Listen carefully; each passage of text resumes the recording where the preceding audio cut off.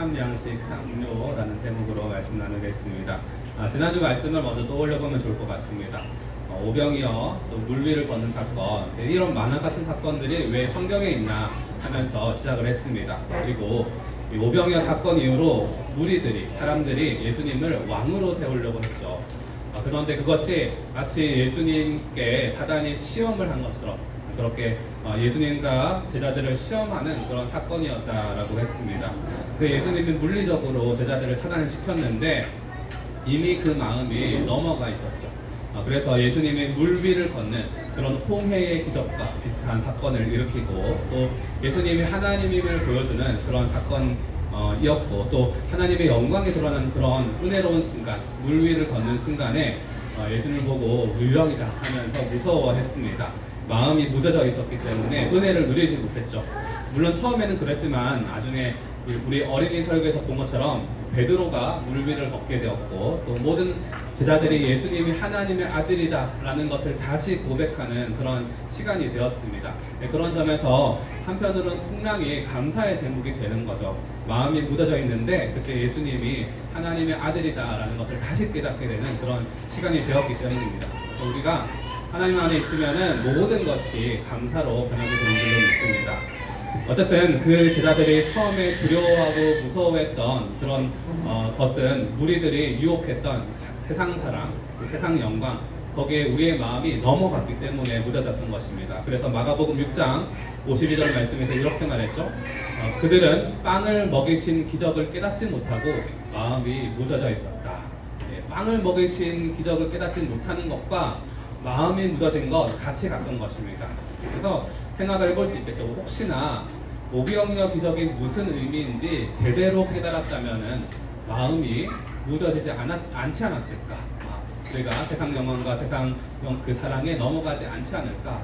그런 생각을 해볼 수 있습니다. 그래서 오늘 말씀은 오병이어의 의미에 대해서 한번 살펴보도록 하겠습니다. 다른 복음서는 5,000명을 먹였다 이렇게 끝이 나는데 요한복음은 그 성경 중에서 제일 마지막에 지어진 그런 복음서입니다. 그래서 앞에 있던 복음서에 없던 내용들이 요한복음에 많이 있거든요.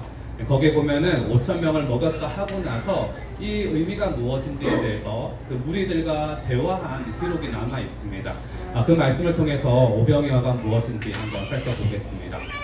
첫 번째로는 이것입니다. 예수님이 하늘의 양식을 준다 라는 것입니다. 27절 말씀 우리 형제님들께서 같이 한번 읽어보도록 하겠습니다. 시작. 너희는 썩어 없어질 양식을 얻으려고 일하지 말고 영생에 이르도록 남아있을 양식을 얻으려고 일하여라. 이 양식은 인자가 너희에게 줄 것이다. 아버지 하나님께서 인자를 인정하셨기 때문이다. 아멘. 네, 복잡한데 이걸 간단하게 얘기하면 이것입니다. 하나님이 주시는 하늘로부터 오는 양식이 있다는 것입니다.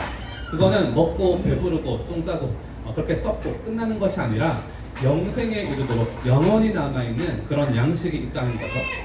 그런 하늘에서 내려온 양식이 있는데 이것을 누가 준다고 말씀하실까요?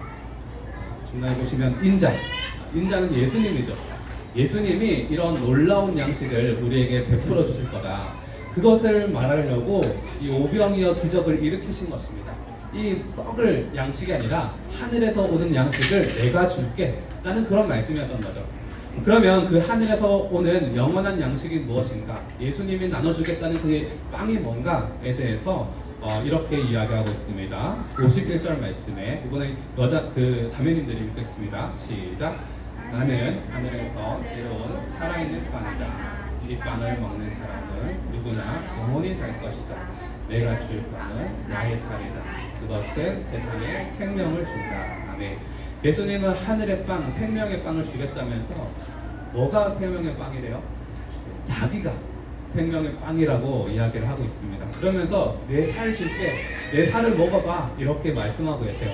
그래서 그 당시에 이 예수님의 말을 처음 들었으면은 좀 충격적이었을지도 모릅니다. 예수님이 좋은 말씀 참 많이 하시고 또 기적도 많이 일으키셨는데 저번에 안식일을 어기시더니 이제는 자기를 먹으라고 하는구나. 미쳤나? 뭐 이렇게 생각했을지도 몰라요. 어쨌든 오병이어는 하늘에서 내려온 빵을 줄 건데 그 빵이 예수님 자신이다. 자신을 먹으라. 이것이 오병이어의 의미라는 것입니다. 뭐 진짜 살을 먹으려는 게 아니겠죠. 여기서 말하는 예수님의 살을 먹는 게 뭔가, 그것이 중요합니다. 여러분, 예수님의 살을 먹는 게 뭘까요? 도대체 무슨 말씀을 하시는 걸까요? 이것을 이해하기 위해서 우리는 먹는 것이 무엇인가, 먹는다는 건 도대체 뭐 어떤 것인가를 한번 원론적으로 풀어서 생각해 보면 좋을 것 같습니다. 첫 번째로 A, 먹는 것은 믿는 것입니다.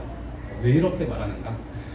다른 말로 하면 이 먹으려면은 그 음식을 신뢰를 해야 됩니다. 또 음식을 만든 요리사를 신뢰를 해야겠죠. 제가 생선회는 좋아하는데 구운 생선은 먹기를 굉장히 어려워해요. 처음에 딱 굽고 바로 나오면 먹을 수 있어. 근데 냉장고에 한번 들어갔다 나오면은 먹기가 힘듭니다. 아마 어렸을 때 우리 할머니가 그렇게 많이 했거든요. 넣었다 뺐다 넣었다 뺐다. 그렇게 싫었던 것 같아요. 그래서 그 상하지 않았는데도 불구하고 상한 것처럼 느끼는 거예요, 제가. 그래서 신뢰를 할 수 있는 건데도 신뢰를 못 하는 거죠. 이 신뢰를 교회 용어로 하면 뭘까요? 믿음이라고 할 수 있을 것 같습니다. 그래서 우리가 뭔가를 먹으려면은 그게 몸에 좋다고, 우리 몸에 건강할 거라고, 또 상한 게 아니라는 것을 믿어야 먹을 수가 있습니다. 그래서 몸에 좋다고 믿으면 우리가 맛도 없고 냄새가 이상해도 약을 먹죠, 그죠? 그것처럼 예수님을 먹는 것도 같습니다. 예수님을 먹으려면 어떻게 해야 되는가? 일단 예수님이 상했나 안 상했나 생각을 해야겠죠. 이게 나에게 해가 될까? 나에게 영생을 진짜 줄까? 안 줄까? 고민을 해야 됩니다. 그렇게 생각하고 나서 예수님이라는 빵을 먹어야겠죠. 그 말을 달리 말하면은 예수님이라는 빵을 신뢰한다는 것입니다. 그리고 믿는다는 거죠. 그리고 또 예수님을 보내주신 하나님 아버지를 신뢰한다, 믿는다라는 말이라고 할 수 있겠습니다. 그래서 예수님을 먹는다라는 것은 무슨 말인가? 빵이신 예수님과 그 빵을 만든 하늘 아버지를 믿는다, 신뢰한다는 말입니다. 그 증거가 뭔가 54절에서 이렇게 표현합니다. 제가 읽겠습니다. 내 살을 먹고 내 피를 마시는 사람은 영원한 생명을 가지고 있고 마지막 날에 내가 그를 살릴 것이다. 네, 다른 구절 같으면 아마 이렇게 되어 있을 거예요. 예수님을 나를 믿으면 영원한 생명을 가지고 있고 마지막 날에 내가 그를 살릴 거야. 그렇게 보통 말씀하시는데 여기서는 뭐라고 하죠? 나를 믿는 대신에 내 살을 먹고 내 피를 마시는 이라고 하고 있죠. 그러니까 믿는 것과 먹는 것은 같은 것입니다. 그렇게 예수님을 먹고 마시면, 믿으면 영원한 생명을 가지고 부활을 얻는다 라는 거죠. 그래서 먹는다, 믿는다, 영접한다 다 같은 말입니다. 그래서 오병이어 기적이 보여주고 싶었던 것 첫 번째는 뭔가? 하늘에서 내려온 그 빵, 예수님을 믿어서 영원한 생명, 부활의 생명을 얻으라 라는 것입니다. 이것이 가장 중요한 첫 번째 오병이어의 의미입니다. 두 번째 오병이어의 의미를 생각할 때 먹는 걸 또 생각해 보겠습니다. 여러분, 먹히는 것은 죽어야 합니다. 그리고 먹는 사람에게 생명을 줍니다. 제가 소를 많이 먹었는데 소가 저에게 먹히려면 죽어야 되죠. 산채로 제가 먹진 않겠죠. 닭도 죽어야 제가 먹을 수가 있습니다. 그리고 그 닭과 소는 죽는 대신에 저에게 생명과 에너지를 줬죠. 55절에서 이렇게 말씀합니다. 같이 읽겠습니다. 시작. 내 살은 참 양식이요 내 피는 참 음료이다. 네, 빵에서 더 세분화해가지고 내 살은 음식이고 내 피까지 먹어. 드라큘라 같은 얘기를 하는데 이런 것을 먹으라고 하죠. 여러분, 근데 이 구절을 보시면 어떤 게 생각이 나시나요? 떠오르는 거 없으신가요? 내 살을 먹어라, 내 피를 마셔라. 성찬식이 생각이 나시죠? 성찬식 비슷한 말씀입니다. 근데 보면은 성찬식의 아주 중요한 의미도 바로 똑같습니다. 예수님의 죽음을 의미합니다. 고린도전서 11장 26절 말씀 다시 한번 같이 읽겠습니다. 시작. 그러므로 여러분은 이 빵을 먹고 이 잔을 마실 때마다 주님께서 오실 때까지 주님의 죽으심을 선포하는 것입니다. 여러분, 성찬식을 하면서 빵을 먹고 포도주를 마실 때 뭘 하는 거라고 말씀하시죠? 예수님의 죽으심을 우리가 선포를 하는 것입니다. 그러면은 이 죽으심을 선포할 때 예수님이 죽었다 그렇게 할 때 우리 가운데 있는 VIP가 또 이 얘기를 듣는 사람들이 물어보겠죠. 왜 예수님이 죽었어? 예수님이 나에게 생명을 주려고 내 죄를 용서하시려고 죽었어. 이거를 이야기하는 거죠. 그것이 성찬식의 의미입니다.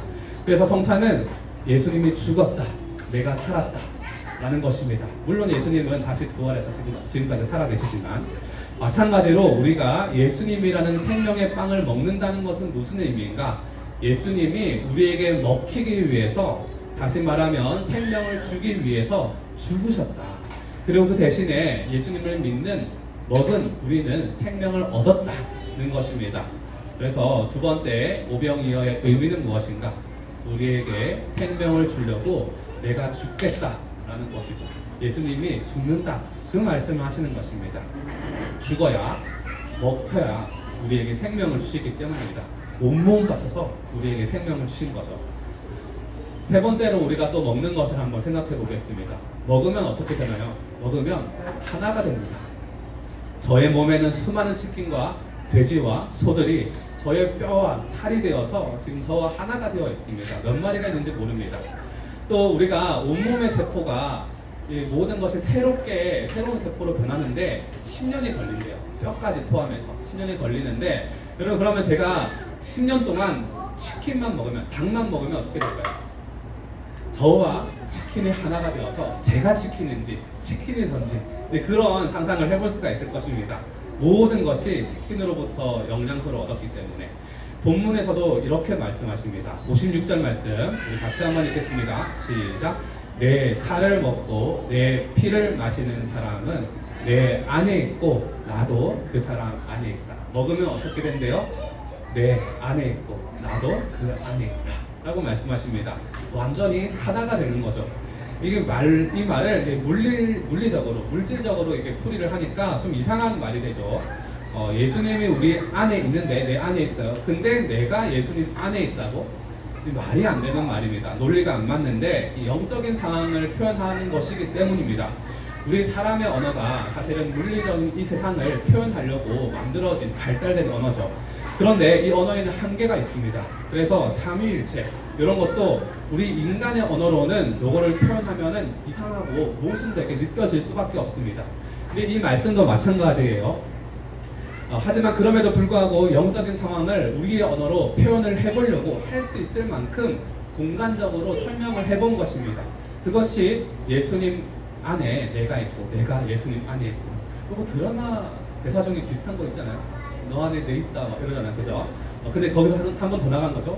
근데 네 안에 내가 또 있어 막 이런 말인데, 어쨌든 이거를 어려운 말로 상호내주라고 할 수 있습니다.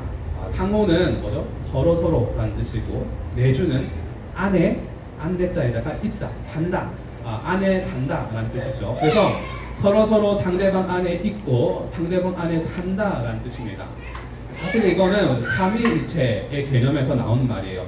하나님과 예수님과 성령님이 서로 안에 계시거든요. 상호내주를 하십니다.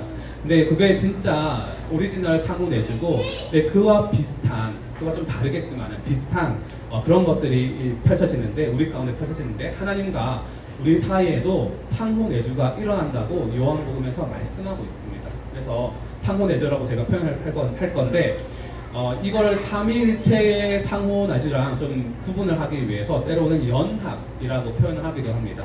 주님과 연합한다, 영적으로 하나가 된다, 내주하신다, 이렇게 표현해요. 그래서 우리가 몇 주 전에 주 안에서 기뻐한다, 우리가 기뻐할 수 있는 것은 주 안에서 가능합니다 라고 했죠. 그것도 사실 이 상호내주 연합을 통해서 기뻐할 수 있다라는 말한 거고요. 또 그 다음에 요한복음 4장을 설명하면서 영과 진리로 예배드린다, 이 말은 성령 안에서 예배드린다는 말과 똑같다고 했죠. 이것도 상호내주를 의미하는 것입니다. 연합을 의미하는 것입니다. 그 안에서 우리가 예배할 수 있다. 그래서 우리가 예수님을 믿고 살고 동행하는 것, 예수님을 영접해서 예수님을 내 안에 모시는 것, 그런 신앙생활의 전반적인 영적 상태를 실제적으로 표현하자면은 상호내주로 표현되는 것이 많습니다. 사실 성령 충만, 예수 충만, 이런 것도 비슷한 개념이라고 할 수 있습니다. 어쨌든 오병이어의 세 번째 의미는 무엇인가 하면 이런 것입니다. 하늘에서 내려온 빵인 예수님을 우리가 먹고 믿고 먹어서 예수님과 우리는 연합한다, 상호 내주한다, 깊이 하나가 된다, 이런 말씀을 하는 것입니다. 그래서 예수님이 오병이어 빵을 주시면서 나와 하나가 되자, 연합하자 라고 말씀하시는 거죠. 자, 그러면은 우리 이 상호내주가 그냥 이제 추상적인 개념이라고 할 수 있는데, 왜냐면 우리에게는 물리적인 개념만 많기 때문에, 그러면 실제적으로 우리의 삶에서 이 상호내주 또는 연합이 어떻게 다가오는가, 어떻게 표현이 되는가를 한번 더 살펴봐야 이 오병이어 의미가 더 깊게 다가올 것 같습니다. 그래서 한번 살펴볼게요. 요한복음 4장 16절 말씀. 네, 우리 다시 한번 형제님들이 읽어보겠습니다. 시작. 우리는 하나님이 우리에게 베푸시는 사랑을 알았고 또 믿었습니다. 하나님은 사랑이십니다. 사랑 안에 있는 사람은 하나님 안에 있고 하나님도 그 사람 안에 계십니다. 아멘. 이 말씀에서 말씀하시는 그 사랑은 무엇일까요? 여기서 이야기하는 사랑은 아버지의 사랑, 하나님 아버지의 사랑을 말하죠. 네, 그런데 하나님이 우리에게 베푸시는 사랑을 어떻게 한다고 하죠? 알고 그리고 믿었대요. 그리고 하나님의 사랑 안에 있는 그런 사람이 있대요. 이거는 이웃 사랑으로 해석될 수 있는데 나중에 나오니까 하나님 사랑에 먼저 집중하겠습니다. 그 하나님의 사랑을 알고 믿고 그 안에 있는 사람이 뭘 한대요? 상호내주를 한다고 말씀하고 있습니다. 그래서 요거를 복잡해지는데 이렇게 좀 표현을 해봤어요. 예수님이라는 빵을, 생명의 빵을 먹는 거, 그거는 뭐죠? 예수님을 믿고 상호내주가 시작이 되는 거죠. 근데 그게 방금 말씀에서 이렇게 얘기하는 거예요. 하나님의 사랑을 알고 믿고 그 안에 있는 거랑 같은 거다, 이런 말씀을 하는 겁니다. 근데 이거를 제가 첫 번째 말씀이랑 두 번째 내용이랑 떼서 얘기를 해볼게요. 어떻게 되냐면은, 예수님이라는 생명의 빵, 오병의 빵을 먹는 건 뭐죠? 하나님의 사랑을 우리가 받아들이는 것입니다. 먹는 것입니다. 하나님의 사랑을 먹으면은 그게 예수님을 먹는 거예요. 그때부터 우리의 삶에 상호내주가 시작이 됩니다. 그래서 여러분, 우리에게 필요한 건 뭔가? 하나님의 사랑을 받아들이는 것입니다. 하나님은 우리를 진짜로 사랑하십니다. 우리가 옆 사람을, 또 부모님을, 자녀를 사랑하는 것 이상으로 더 큰 사랑으로, 헤아릴 수 없는 우주보다 더 큰 사랑으로 우리를 사랑하십니다. 그래서 예수님을, 자기 아들을 내어주기까지 했죠. 그 사랑을 알고 믿고 받아들이는 게 생명의 빵, 예수님의 빵을 먹는 것이고, 그래야 우리가 하나님 안에, 하나님이 우리 안에 있는 이 상호내주가 우리가 누릴 수 있다는 것입니다.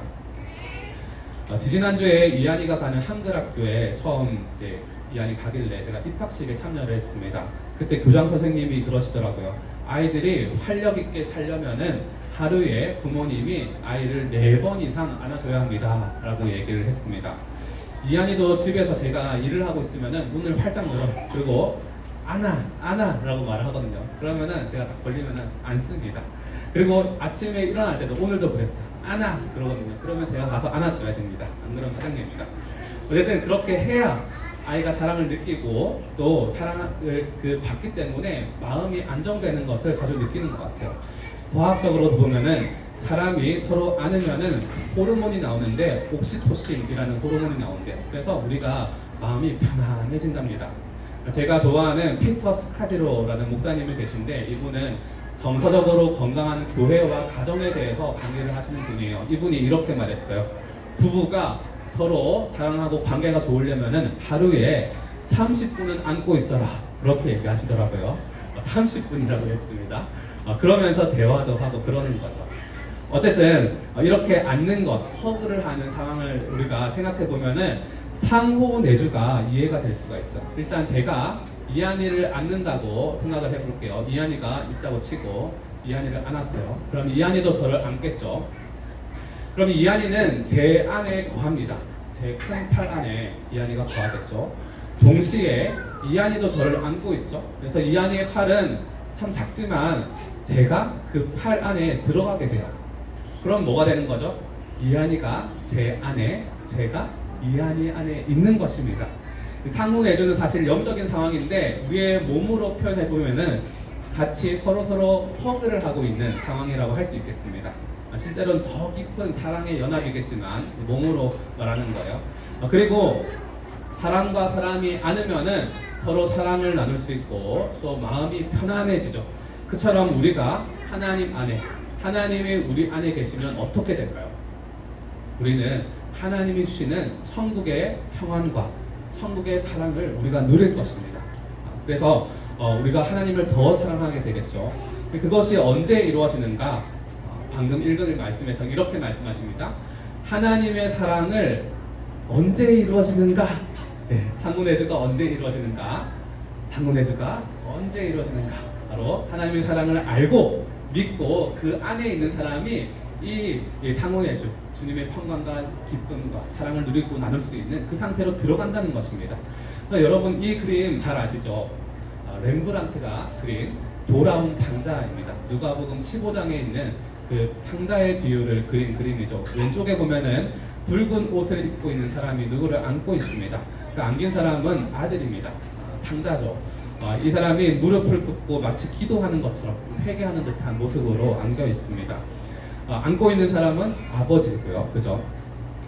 이 아들이 아버지를 떠나서 몇 년 동안 허랑방탕하게 창녀들과 놀면서 아버지가 미리 주었던 유산을 다 탕진을 하고 면목 없이 집으로 터덜터덜 돌아와서 아버지 앞에 회개하고 있는 장면입니다. 이때 아버지가 조건 없는 사랑으로 안아주시죠. 용서를 바로 합니다. 그런데 아들은 자기가 이제 아들이라고 불릴 자격도 없다면서 그렇게 얘기를 해요. 그러니까 아버지가 하는 말씀이 그런 말씀에는 대답도 안 하시고 어서 그 옷을 가져와라, 가락지를 가져와라, 신을 신거라. 아들인 것을 표현할 수 있는 그런 옷을 가져와라, 가락지를 주면서 네가 내 아들이다, 그렇게 얘기를 하세요. 그러면서 이 아버지는 아버지가 사랑을 표현하시는데 이 아버지는 그 아버지의 사랑과 용서를 이 아들이 처음에 받아들이기가 쉬웠을까요? 어려웠을까요? 아마 어려웠을 것입니다. 그래서 아버지 앞에 지금 무릎을 꿇고 있는 거예요. 그리고 차마 아버지를 자기 팔로 안을 수가 없습니다. 그냥 기도할 뿐이에요. 안을 수가 없어요. 그래서 그림에서 아버지는 안는데 아들은 아버지를 안을 수가 없는 거죠. 아버지는 이미 아들의 죄를 용서했지만 아들은 그 용서를, 사랑을 수용 못하는 것입니다. 그러면 언제쯤 이 아들이 아버지를 자기 팔로 안을 수가 있을까요? 아버지가 정말로 날 용서했구나, 날 아들로 다시 받아주셨구나, 그 사랑이 다시가 아니라 항상 그랬구나, 그 사랑이 받아들여지고 수용할 때 아들도 자기 손으로 아버지를 마주 안을 수가 있을 것입니다. 그렇게 상호내주가 시작이 되는 거죠. 그런데 이것이 가끔 우리의 모습이기도 합니다. 하나님께서 정말로 날 용서했다, 날 사랑하시고 받아주시는구나, 날 귀한 아들, 딸처럼이 아니라 진짜 아들, 딸로 받아주셨구나 라는 사실이 받아들여져야 하는데 그 용서와 사랑이 받아들여지지가 않는 경우가 있습니다. 그것은 용서가 제대로 안 믿기거나 혹은 나 스스로를 용서하지 못해서 그런 경우도 있습니다. 그렇게 되면 우리가 아버지 하나님을 안을 수가 없죠. 그래서 이 그림 같은 상황이 되는 것입니다. 하나님은 나를 안고 있는데 우리는 하나님의 그 사랑을 받아들이지 못하고 안지를 못하는 거죠. 그러면 상호내주가 시작은 되었지만은 그 은혜를 누리지를 못합니다. 예수님을 믿지만 그 은혜와 평강과 기쁨을 누리지 못하는 것입니다. 그래서 우리가 해야 하는 것은 이제 그 사랑을 믿고 받아들이는 것입니다. 하나님의 용서를 믿는 것입니다. 그래야 상호내주와 연합의 평안과 사랑을 우리가 누릴 수가 있습니다. 그런데 여기서 끝나지 않습니다. 요한 1서 3장 24절 말씀 자매님들이 함께 읽겠습니다. 시작. 그리스도의 이거네요. 죄송해요. 시작. 그리스도의 계명을 지키는 사람은 그리스도의 안에 그리스도께서도 그 사람 안에 계십니다. 그리스도께서도 우리 안에 계시다는 것을 그가 우리에게 주시는 성령으로 우리는 압니다. 아멘. 앞에서 본 구절에서는 하나님이 내 안에 있고 내가 하나님 안에 있다라고 말했는데 지금은 뭐라고 하죠? 그리스도, 예수님이 내 안에 있대요. 삼위일체를 말하는 것입니다. 우리가 하나님 아버지와 상호내주하는 것은 곧 예수님과 상호내주를 하는 것입니다. 그리고 마지막 문장에 상호내주가 어떻게 되는지를 어떻게 안다고 말하죠? 우리에게 주신 성령으로, 성령이 내 안에 있는 것을 보고서 우리는 이 상호내주를 안다고 합니다. 여러분 안에 성령님이 계십니까? 그러면 여러분은 예수님의 빵을 먹은 것이고 상호 내주가 시작이 된 것입니다. 하나님의 사랑 안에 거하는 것이 시작이 되었습니다. 그래서 이 연합과 상호 내주는 삼위일체 하나님과 연합을 하는 것입니다. 그리고 나서 3장 24절 말씀을 보시면은 앞에서 방금 바로 앞에서 봤던 4장 16절과 똑같은 구조예요. 근데 조금 말이 다른데 앞에서는 하나님 사랑 안에 있는 사람이 상호 내주를 하는 거다라고 했으면은 3장 24절에서는 뭐라고 하죠? 어떤 사람이? 그리스도의 계명을 지키는 사람이 서로 상호 내주를 한다라고 말을 하고 있습니다. 그래서 여기서 말하는 상호 내주는 계명을 지키는 것으로 표현되고 있습니다. 그럼 여러분 그 계명이 무엇인가 알아야겠죠. 그 뭘 지켜라는 것인가? 23절에 이렇게 말씀하고 있습니다. 같이 읽겠습니다. 시작. 하나님의 계명은 이것이니 곧 그 아들 예수 그리스도의 이름을 믿고 그리스도께서 우리에게 명하신 대로 서로 사랑하라는 것입니다. 아멘. 이 계명은 예수님의 이름을 믿고, 그러니까 하나님 아버지의 사랑을 받아들이고, 그러고 나서 우리가 서로 사랑하는 것이 예수님의 계명이다라고 말씀하십니다. 그것이 상호 내주를 하는 거다라고 말하고 있습니다. 이렇게 돼야 상호 내주를 하는 거래요? 아니죠. 이렇게 하는 게 상호 내주를 하는 거래요. 그래서 4장 16절에서는 하나님의 사랑을 알고 믿는 것이 상호 내주를 하는 것이고, 여기서는 우리가 사람들이 공동체가 서로 사랑하고 연합하는 것이 서로 안아주는 것이 상호 내주하는 것이다 라고 말을 하고 있습니다. 그래서 앞에서 본 돌아온 탕자 그림을 다시 보시면 오른쪽에 이제 아버지랑 똑같은 옷을 입은 붉은 망토를 입은 남자가 있죠. 이 사람이 누구냐면은 첫째 아들 탕자의 형입니다. 형은 계속 집에서 열심히 일하고 있었어요. 이 감동적인 장면인데 여기서 형은 뭘 하고 있나요? 멀뚱히 떨어져가지고 그냥 지켜보고 있죠. 표정이 별로 안 좋습니다. 왜 그런가? 동생이 집에서 이제 잃어버렸다가 돌아왔는데 아니 잘했다 막 울면서 그래 우리 다시 잘해보자 이렇게 해야 되는데 왜 이러고 있을까? 누가복음 15장에 보면은 탕자의 비유가 나오죠. 거기서 여러분 아시다시피 형이 막 화를 냅니다. 어떻게 나는 아버지 집에서 여러 해 동안 아버지를 위해서 섬기고 일하고 그렇게 고생을 했는데 그동안 나에게 한 번도 친구랑 놀라면서 염소 한 마리 주신 일이 없는데 어떻게 저 그 몹쓸 둘째 아들 동생이 창녀랑 놀다가 모든 재산을 탕진하고 나서 왔더니 왜 송아지를 주냐고 그렇게 화를 내고 있는 거죠. 누구한테 화내는 걸까요? 아버지한테 화내는 것입니다. 동생이 아니라 아버지한테 화를 내는 거죠. 그러니까 형은 아버지의 집 안에 살면서 아버지의 품 안에 있으면서 아버지의 사랑을 알거나 믿거나 그 안에서 누리지를 못했던 것 같습니다.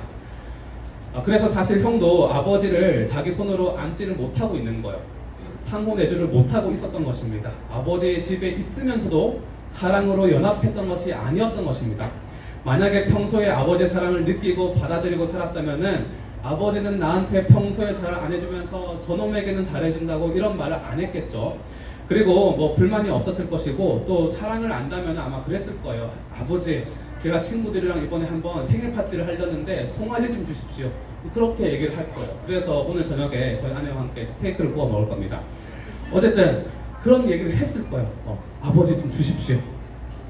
그런데 아버지의 사랑을 모르니까 믿지 못하고 받아들이지 못하니까 아들이면서도 종처럼 열심히 일만 하고 살았던 것입니다. 근데 그렇게 해야 아버지의 사랑을 받을 거라고 그렇게 착각했던 거죠. 그런데 동생은 일도 안 하고 방탕하게 살았는데 아버지의 사랑을 막 진하게 받으니까 이 자기의 사고로는 이해가 안 되는 것입니다. 저놈을 아버지가 왜 사랑하지? 일도 안 하는데 뭐 그렇게 아버지의 사랑을 받지도 못하고 누리지도 못하니까 종처럼 사니까 이 아버지의 사랑을 오해했어요. 그러니까 또 결과적으로 누구를 사랑하지 못했을까요? 아버지의 사랑을 못 느끼니까 이 동생, 형제를 사랑하지 못한 것입니다. 서로를 받아주지 못하고 또 불쌍히 여기는 마음이 없는 거죠. 망해도 그렇게 불쌍히 여기는 마음이 없습니다. 자격도 없으면서 그 사랑을 누리는 게 화가 나는 거죠. 우리도 마찬가지입니다. 이 형처럼 아버지의 조건 없는 사랑을 우리가 받아들이지 못한다면은 또 누구를 받아주지 못할까요? 우리 서로를 받아주지를 못합니다. 옆 사람을, 아내를, 남편을, 형제 자매를 우리가 받아줄 수가 없습니다. 또 나한테 잘못했던 사람들 또는 탕자 같은 사람을 불쌍히 여기지 못하는 것입니다. 그래서 용서도 못하고 불쌍히 여기지 못해서 서로를 안아줄 수가 없습니다. 저도 그렇고요. 그리고 우리는 때로 동생의 입장일 때도 있습니다. 마찬가지로 동생도 아버지의 사랑을 받아들이지 못한다면 이유로 어떻게 될까요? 자기 손으로 아버지를 안을 수 없을 뿐 아니라 자기를 이미 용서한 가족들을 사랑할 수가 없는 것입니다. 공동체의 형제 자매들의 사랑이 있는데 그것을 받아들이기를 어려워할 것입니다. 그럼 만약에 이 형이 아버지의 사랑을 알고 믿고 받아들이면서 살아왔다 하면은 동생이 왔을 때 어떻게 했을까? 한번 제가 GPT한테 시켜봤습니다. 어떻게 될까? 요렇게 했을 것 같아요. 네. 형이 와서 아버지와 함께 동생을 안아주는 거죠. 그러다가 동생이 아버지의 사랑과 형의 사랑을 받아들이면 어떻게 될까요? 아버지와 형과 동생이 아마 서로 이렇게 허그하면서 함께 상호 내조하는 그런 장면이 연출될 것입니다. 그게 아마 삼위일체 하나님의 모습이고 그분과 연합하는 우리의 모습이 아닐까. 이것이 하나님이 원하시는 공동체의 모습이고 우리 가정의 모습이고 우리 교회의 모습이고 또 우리 세상의 모습이 되어야 할 것입니다. 그게 이 상호 내조의 결론이라고 할 수 있습니다. 그리고 이것이 바로 진짜 오병이어 기적의 결말이라고 할 수 있을 것 같아요. 예수님을 믿는 믿음 안에서 하나님의 사랑 안에서 하나님과 먼저 상호 내조하고 또 그 사랑 안에서 서로를 사람끼리 서로 용서하고 연합하는 것입니다. 그래서 정리해보면 이렇게 정리를 쫙 해왔어요. 오병이어 기적의 의미는 하늘에서 내려온 생명의 빵이신 예수님을 먹으라. 그 말은 예수님을 믿으라는 것이고 그의 죽으심을 알고 부활의 생명을 얻으라는 것이고 예수님의 살과 피를 먹고 예수님과 연합을 하라라는 의미고요. 그 연합을 한다는 게 뭔가? 첫 번째로는 아버지의 사랑을 알고 믿고 그 안에 있으면서 우리가 서로 사랑하는 것. 그것이 결론으로 가는 것입니다. 그래서 오병이어는 무엇인가 하면 세상 사랑이 아니라 하나님 아버지를 사랑하는 것이고 이웃 사랑이고 세상 영광이 아니라 이 땅에 대해서는 죽고 하늘에 있는 그 부활 영광을 바라는 것이 오병이어라고 할 수 있겠습니다. 적용하겠습니다. 첫 번째로는 먼저 우리 예수님의 죽음과 부활을 믿어서 부활의 생명에 얻는 우리 모두가 되길 바랍니다. 두 번째, 우리 같이 한번 읽겠습니다. 시작. 하나님의 사랑을 받아서 그 옆 사람을 불쌍히 여기고 안아줄 수 있나요? 또 그 사랑을 받아들일 수 있나요? 아이고, 제가 잘못 적었네요. 다시 읽어볼게요. 시작. 하나님의 사랑을 받아들이고 있나요? 하나님의 용서를 믿고 있나요? 네. 그리고 세 번째 같이 읽겠습니다. 시작. 하나님의 사랑을 받아 옆 사람을 불쌍히 여기고 안아줄 수 있나요? 또 그 사랑을 받아들일 수 있나요? 이것을 우리에게 물으시면서 우리 같이 시간 먼저 기도하겠습니다. 하나님, 제가 생명의 빵이신 예수님을 먹고 마셔서 그 사랑 안에 들어가기를 원합니다. 그리고 거기에서 끝나는 것이 아니라 우리가 서로 사랑하는 주님의 사랑 때문에 서로 용납하고 또 불쌍히 여기고 받아줄 수 있는 또 그 사랑을 용서를 우리가 인정하고 또 받아줄 수 있는 그런 우리가 되기를 소망합니다.